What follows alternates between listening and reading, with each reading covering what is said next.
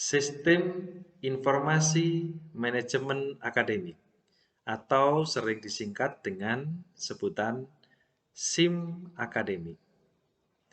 Masih dalam bahasan sistem informasi khususnya dalam dunia pendidikan. Kali ini kita akan berbincang bersama tentang sistem informasi manajemen akademik dalam sesi belajar bareng Kak Krisna. Ya, ada informasi apa saja di dalam pembahasan sistem informasi manajemen akademik ini? Yuk langsung saja kita simak materi dari Kak Krisna berikut ini ya. Oke, sistem informasi manajemen akademik atau yang sering disebut dengan SIM akademik. SIM akademik ini adalah suatu sistem informasi manajemen akademik yang dibangun untuk memberikan kemudahan bagi penggunanya dalam kegiatan administrasi akademik sebuah lembaga secara online. Jadi, SIM akademik ini memang dibuat sedemikian rupa untuk memberikan kemudahan bagi penggunanya, pastinya dalam hal ini adalah lembaga pendidikan ya. Dalam contohnya yaitu penggunanya yaitu lembaga pendidikan dalam kegiatan administrasi akademik ya secara online. Jadi bukan secara konvensional lagi, namun secara online ya. Apa maksudnya? Yuk kita bahas lebih dalam lagi dalam slide-slide berikutnya ya. Oke. Contoh penggunaan SIM akademik dalam pendidikan tinggi. Ya, jadi di sini Kak Krisna membuat contoh atau mengambil contoh penggunaan SIM akademik ini di dalam dunia pendidikan tinggi. Ya, bisa juga nanti aplikasinya dalam dunia pendidikan menengah atau bahkan dalam dunia pendidikan dasar. Ya, namun kali ini Kak Krisna mengajak adik-adik, teman-teman semua untuk belajar contoh penggunaan dari SIM akademik ini dalam dunia pendidikan tinggi ya.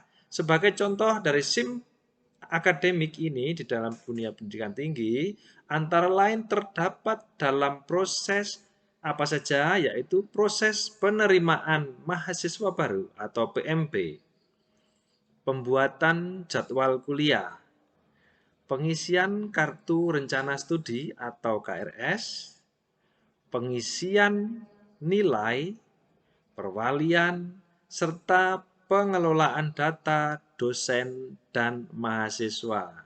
Ya, jadi itu tadi adalah contoh-contoh penggunaannya. Selain untuk dalam penerimaan mahasiswa baru, pembuatan jadwal kuliah, pengisian kartu rencana studi, pengisian nilai, perwalian, serta pengelolaan data dosen dan mahasiswa. Sistem ini juga dapat berfungsi sebagai pendukung untuk analisis data bagi lembaga dalam menentukan sebuah keputusan ya. Jadi memang SIM akademik ini dewasa ini terutama di berbagai lembaga dan dalam hal ini sebagai contoh di lembaga pendidikan tinggi sangatlah penting peranannya ya. Dewasa ini sangat-sangat vital peranannya. Yuk kita cek lagi slide berikutnya ya. Oke. Contoh fitur-fitur apa saja sih yang terdapat di dalam SIM akademik ini? Ya, ada fitur-fiturnya apa saja? Oke, yang pertama ada fitur perencanaan studi. Ada pula fitur transfer data PDPT atau pangkalan data perguruan tinggi. Ada juga fitur perkuliahan. Berikutnya fitur absensi, fitur pembayaran atau administrasi, ya, fitur forum diskusi kelas, ada fitur pendaftaran, ada juga fitur data pegawai dan mahasiswa, dan juga fitur integrasi data.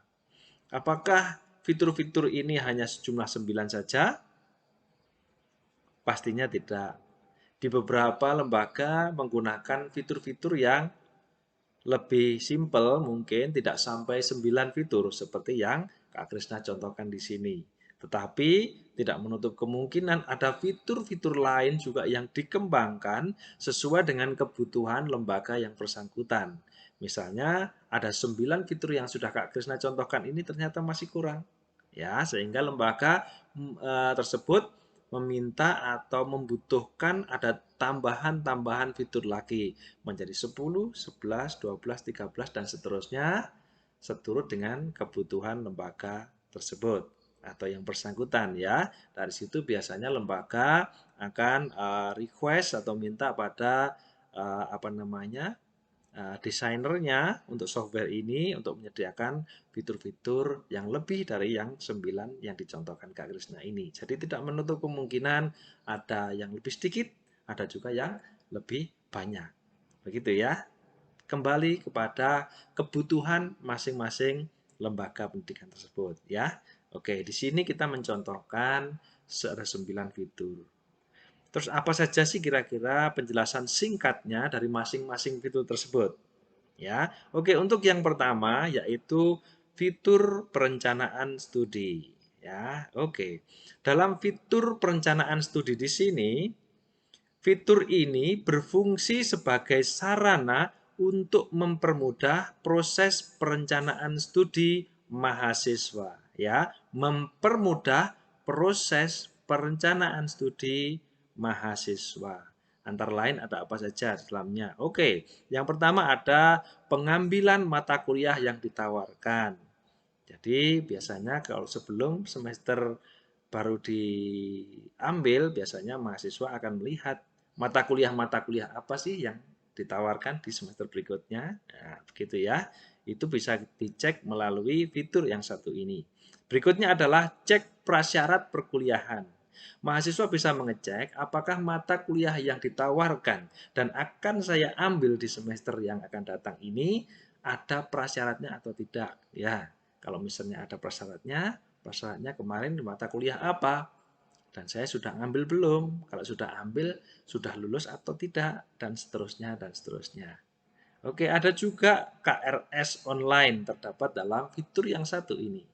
Ya, KRS sudah secara online. Ini sudah biasa sih untuk teman-teman mahasiswa, adik-adik mahasiswa yang dewasa ini kuliah ya, sudah menggunakan KRS online. Zaman dulu memang KRS-nya masih manual. Ya, ada juga validasi oleh dosen wali. Jadi, setelah tahap-tahap yang tadi ada pengambilan mata kuliah yang ditawarkan, cek prasyarat perkuliahan, ada juga KRS online, sampai pada akhirnya validasi oleh dosen wali. Setelah mahasiswa mengambil semuanya, dikonsultasikan pada dosen wali dan mahasiswa tersebut memenuhi prasyarat itu semua untuk mengambil beberapa mata kuliah yang dikehendaki, akhirnya sampai pada validasinya.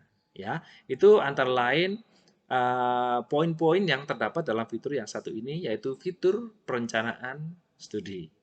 Fitur yang kedua adalah fitur transfer data PDPT. Ya, PDPT atau pangkalan data perguruan tinggi ya. Fitur yang satu ini berfungsi untuk memberikan kemudahan proses pembuatan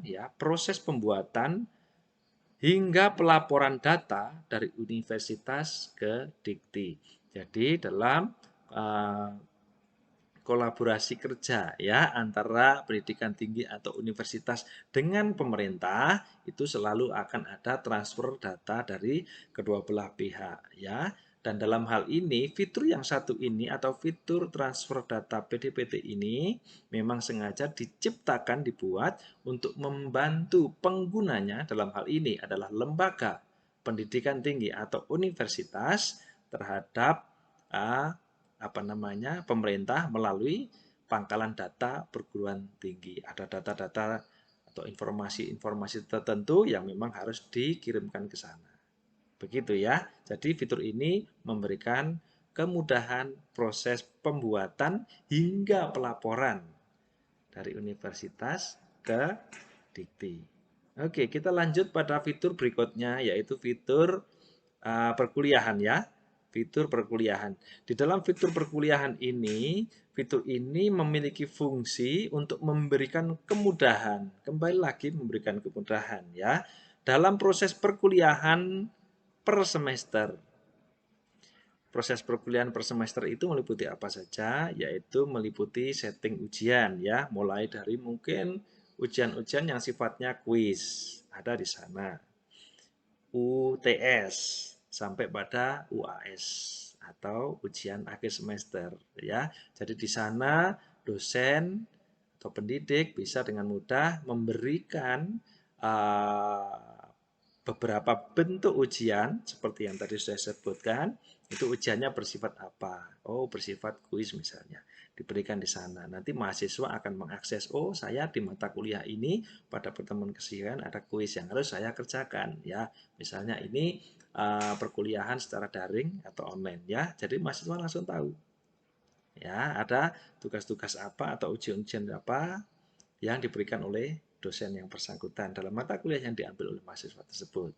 Ada lagi poin fitur dalam fitur yang sama itu memasukkan nilai perkuliahan. Jadi misalnya seorang mahasiswa sudah melakukan perkuliahan, ada di sana ujian misalnya, dan mahasiswa tersebut telah mengerjakan tugas ataupun ujian tersebut, sudah dinilai dosen dan dosen bisa memberikan nilai ujian ya, dosen bisa memasukkan di sana secara online, bukan ditulis lagi dan disimpan dalam buku tidak ya, tetapi sudah langsung diinputkan melalui fitur dalam sistem ini sehingga pihak-pihak yang bersangkutan, baik lembaga, dosen itu sendiri ataupun juga mahasiswa itu bisa akhirnya mengakses, oh ternyata sudah ada penilaian, begitu ya. Oke, dan juga bisa ada sampai pada fitur transfer mahasiswa ya. Jadi itu tadi dalam fitur perkuliahan ini memberikan kemudahan untuk proses perkuliahan ya, terutama untuk mahasiswa dalam per semesternya yang meliputi mulai dari setting ujian, memasukkan nilai perkuliahan hingga transfer mahasiswa. Kita cek untuk fitur-fitur berikutnya ya. Di fitur berikutnya ada fitur absensi. Dalam fitur absensi ini ada apa saja? Oke, dalam fitur absensi ini adalah fitur ini memberikan fungsi atau fungsinya memberikan kemudahan dalam pencatatan absensi mahasiswa berdasarkan bukti hadir. Ya, oke. Penjelasannya begini. Bayangkan kita sedang melakukan perkuliahan secara daring atau online. Ya, mahasiswa sudah mengikuti perkuliahan tersebut. Dan untuk presensinya, nah ini presensinya melalui fitur ini dosen bisa memberikan presensinya. Dalam pertemuan ketiga dengan bahasan topik bahasan ini dan seterusnya. Ya, di ruang kelas ini mulai jam sekian dan sebagainya dengan topik pembahasan ini terus sudah terlaksana dengan baik atau belum dan seterusnya ya. Nanti bisa masuk pada fitur yaitu presensi mahasiswa. Ketika diklik di sana kita bisa melihat ada mata kuliah ini, siapa dosennya, dan akhirnya siapa mahasiswa yang ada di kelas tersebut. Misalkan dalam satu kelas ada 40 mahasiswa. Nanti akan terlihat di sana siapa yang hadir ataupun yang tidak hadir dalam perkuliahan tersebut. Dan dosen bisa dengan mudah mengklik siapa saja yang hadir. Begitu ya. Jadi fitur absensi ini juga sangat penting dalam sistem informasi manajemen akademik atau SIM akademik. Ya, kita lihat fitur berikutnya. Di fitur berikutnya ada fitur pembayaran atau administrasi. Wow, ini penting juga ya. Oke. Dalam fitur yang satu ini, fitur pembayaran atau administrasi ini berfungsi untuk memberikan kemudahan dalam proses pembayaran kuliah melalui bank mitra universitas ya. Jadi pembayaran ini bisa dilakukan melalui bank yang sudah ditunjuk oleh universitas untuk bekerja sama dalam hal pembayaran atau administrasi ya. Misalnya Universitas A ini sudah bekerja sama dengan bank tertentu, katakanlah bank B misalnya ya, sehingga nanti ketika mahasiswa membayar tidak perlu repot-repot lagi.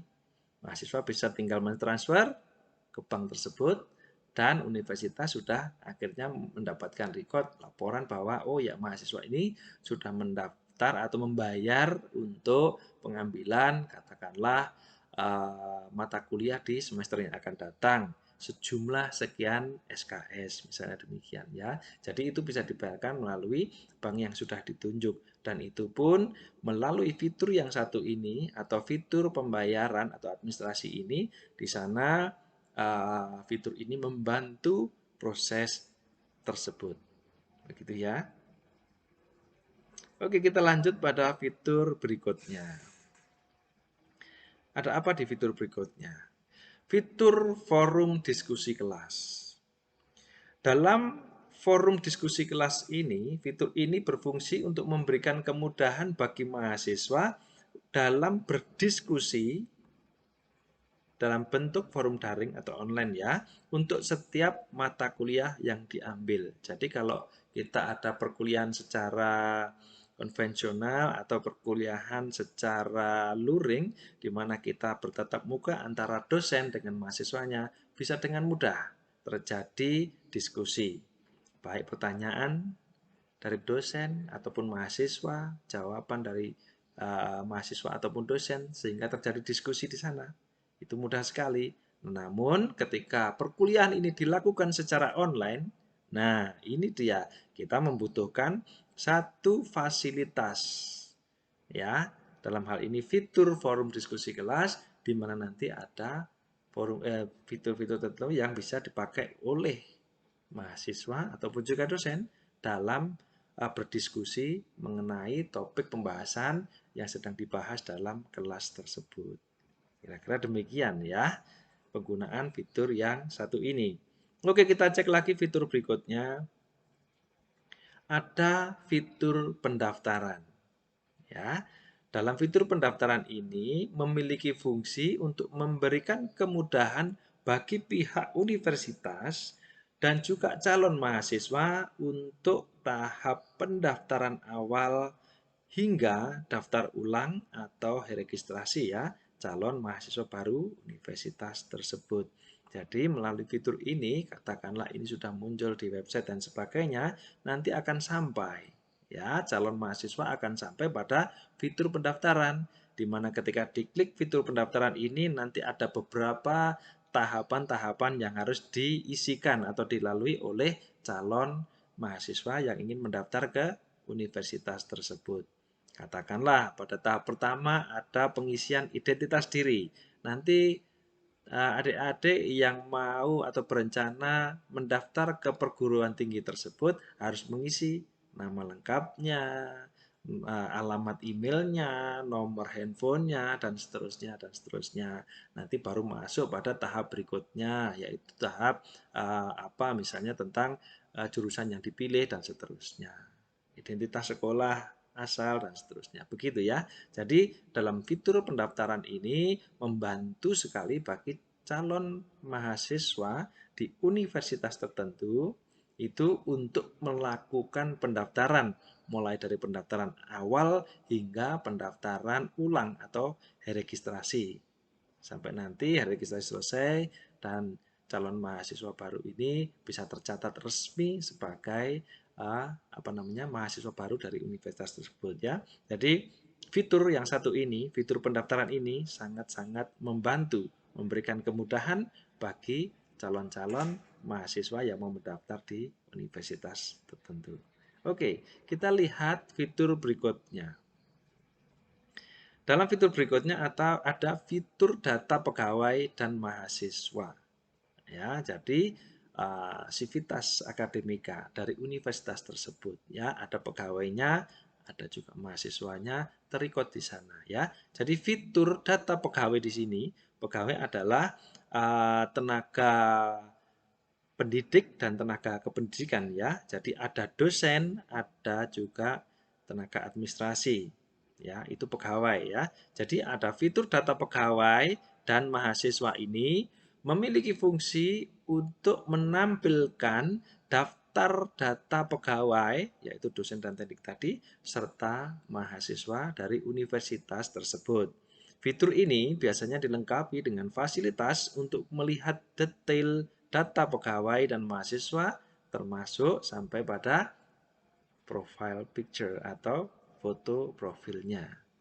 Ya, jadi di fitur yang satu ini tentang data pegawai dan mahasiswa adalah satu bentuk fitur yang disediakan untuk menyediakan informasi tentang dosen maupun tenaga administrasi dan juga mahasiswanya. Kadang ada orang-orang yang membutuhkan data-data tersebut ya. Kalau di universitas sana, di fakultas apa, dalam jurusan apa, itu dosennya siapa saja. Ya, itu bisa dicek di sana. Mungkin dari pemerintah juga ingin mengecek mahasiswanya di situ ada siapa saja nama-namanya, jumlahnya berapa, dan seterusnya ya. Jadi fitur ini memberikan layanan yang mempermudah akses informasi mengenai data dari pegawai dan juga mahasiswanya. Oke, kita lanjut dalam fitur berikutnya. Ya, fitur ini adalah apa namanya?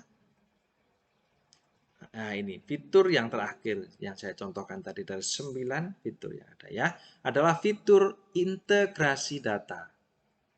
Fitur ini berfungsi untuk mengelola seluruh data secara terintegrasi sehingga data tersebut akan selalu terupdate dan selalu siap untuk digunakan serta mengurangi kemungkinan duplikasi data karena fitur SIM akademik ini biasanya menggunakan sistem basis data terpusat ya. Jadi seluruh data-data yang ada di universitas tertentu itu terpusat. Di fitur integrasi data ini dia terintegrasi antara fitur yang satu dengan fitur yang lainnya ya. Semuanya data itu akhirnya terpusat dalam satu database. Ya tentu begitu ya. Jadi fitur ini memberikan layanan kemudahan untuk mengelola seluruh data yang ada di universitas tersebut ya secara terintegrasi. Dan itu biasanya data akan selalu diupdate oleh administrator ya, akan selalu diupdate sehingga datanya selalu up to date dan siap kapan saja untuk digunakan ketika data-data tersebut memang dibutuhkan. Baik, jadi adik-adik, sahabat-sahabat pembelajar yang saat ini bersama dengan Kak Krisna, kita belajar bareng tentang apa namanya? Sistem informasi manajemen akademik. Ya, tadi ada banyak sekali manfaatnya. Salah satu manfaatnya, maaf, salah 9 dari manfaatnya adalah itu tadi ya.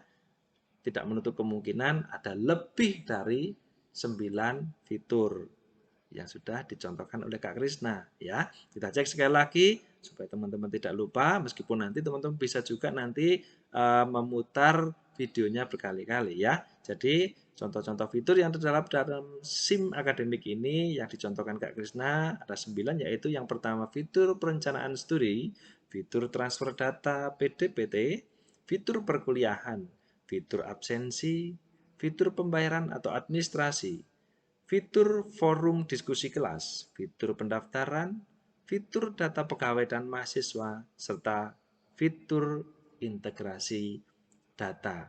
Ya, semoga dalam kesempatan belajar bareng Kak Krisna kali ini dalam mempelajari tentang sistem informasi manajemen akademik ini bermanfaat untuk kita semua, terlebih untuk adik-adik, sahabat pembelajar yang saat ini mempelajari tentang hal ini.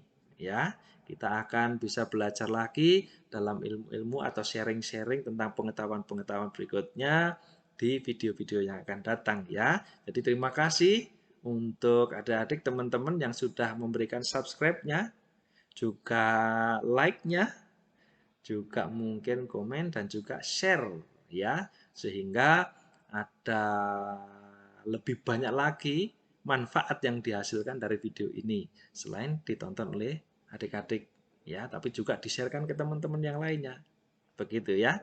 Jadi terima kasih sekali lagi untuk subscribe-nya, like, komen, dan share-nya. Bagi yang belum atau yang baru menonton video ini, ya silahkan teman-teman memberikan subscribe-nya, juga like-nya atau komentarnya, dan di-sharekan video ini atau channel ini kepada teman-teman yang lain ya. Ada pembelajaran-pembelajaran banyak sekali, tidak hanya tentang hal administrasi, tetapi juga ada pembelajaran-pembelajaran yang lain, misalnya tentang bahasa Inggris dan sebagainya. Ya, sekali lagi, semoga semua ini bermanfaat apa yang sudah disampaikan Kak Krisna, dan kita tetap akan bisa bertemu lagi dalam video-video belajar bareng Kak Krisna berikutnya. Terima kasih sudah menonton video ini, dan sampai jumpa lagi di dalam video-video berikutnya ya. Salam sukses untuk kita semua. Bye-bye.